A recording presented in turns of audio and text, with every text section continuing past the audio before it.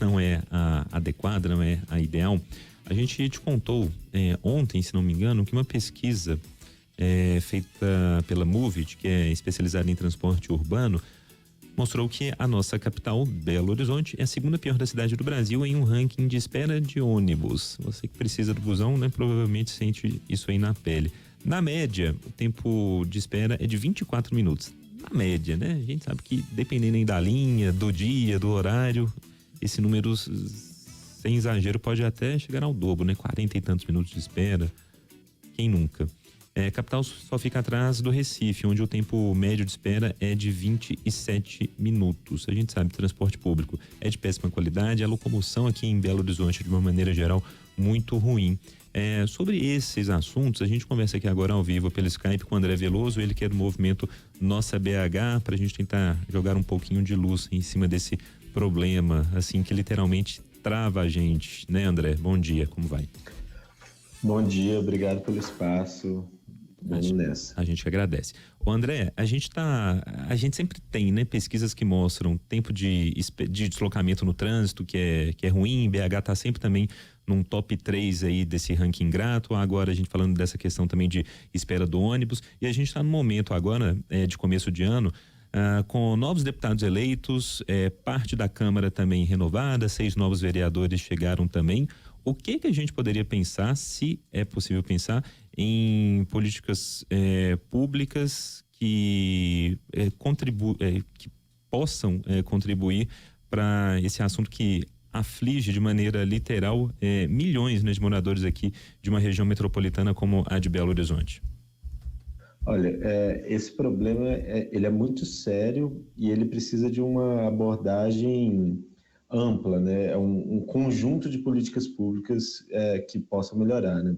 A principal questão que a gente tem hoje em dia é a forma como o contrato está colocado e como a remuneração do sistema de ônibus se dá.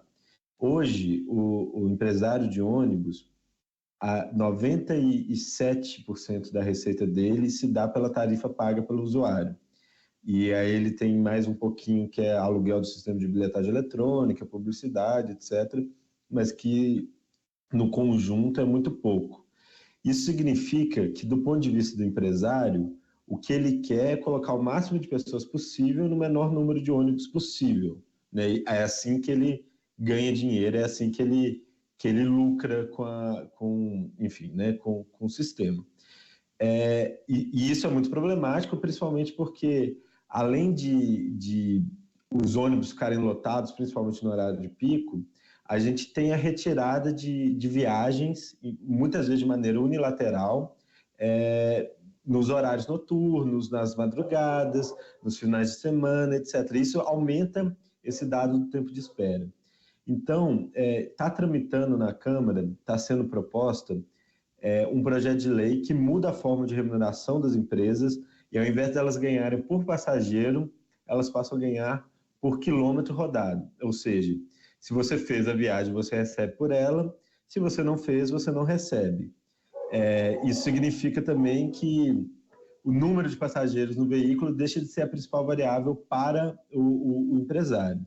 Isso ocorria em Belo Horizonte antes de 2008, antes desse contrato. Tem questões de gestão que precisam ser alinhadas, não é só isso uma solução, mas esse é o principal passo para solucionar. A gente espera, a Câmara, né, tem debatido muito isso, né, é uma agenda até do presidente que assumiu ontem, né, o Gabriel Azevedo. A gente espera que isso realmente ande para frente, assim, mas também a gente precisa de reformular esse contrato e a gente precisa de fortalecer a gestão pública do transporte. Exatamente. André, Luciana falando com você, é uma falta de planejamento estratégico, né? E até uma falta de boa vontade das autoridades ou de quem pode realmente tomar alguma iniciativa ou providência para resolver o problema. Para além disso que você disse, da questão dos ônibus, né? Tem também essa questão da pouca competitividade, esse recebimento por passageiro. Há aí então uma solução, conforme você sugeriu. Para além disso, você falou de uma questão da inteligência usada no trânsito, na gestão do trânsito. A gente conta com congestionamento, né? Às vezes com uma falta de sincronia entre sinais. Então, são fatores que acabam piorando a situação para o usuário, né, ali no dia a dia.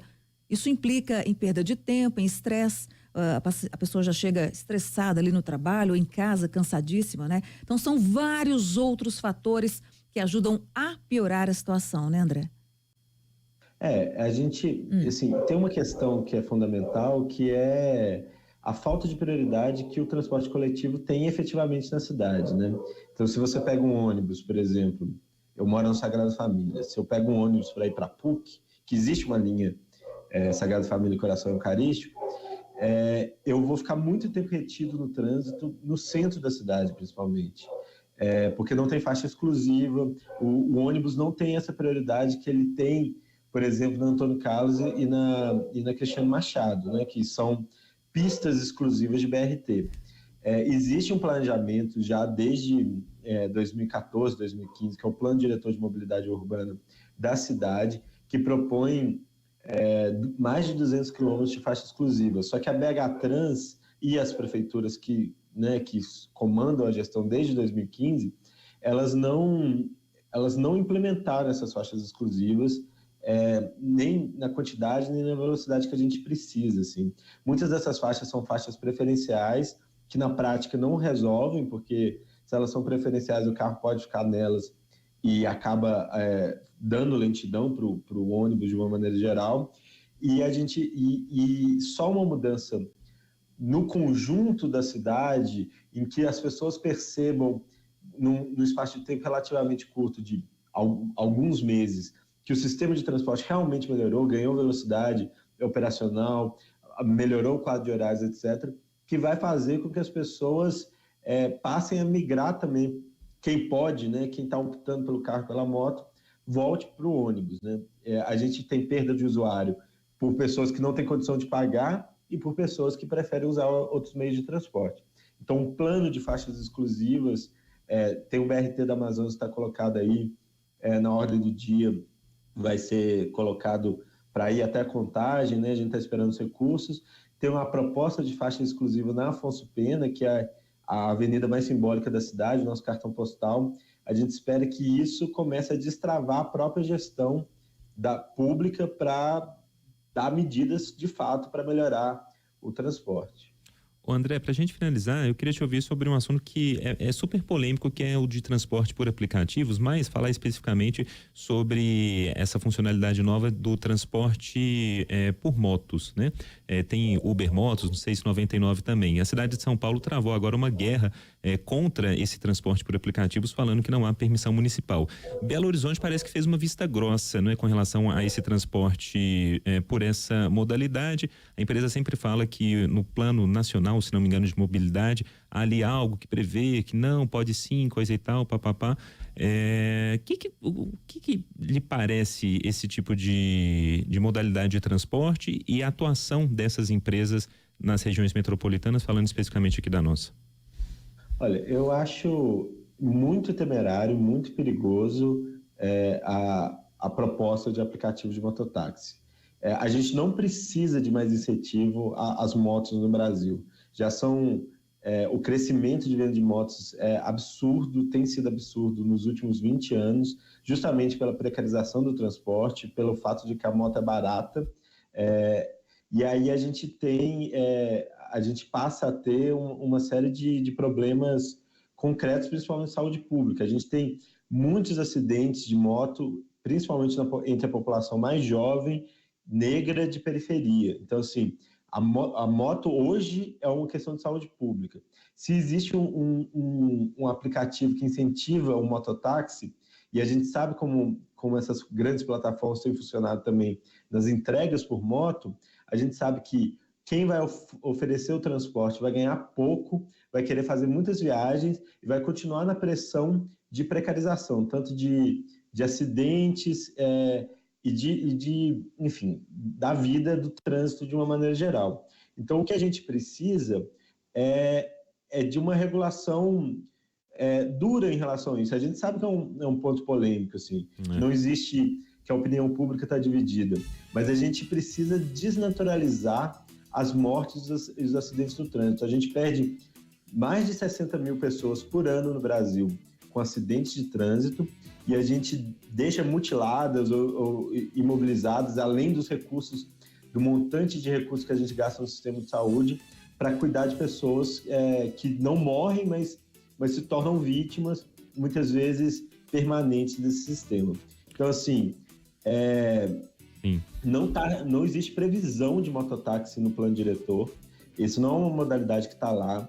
E o governo deveria, sim, agir proibindo, como tem acontecido em São Paulo e Rio de Janeiro.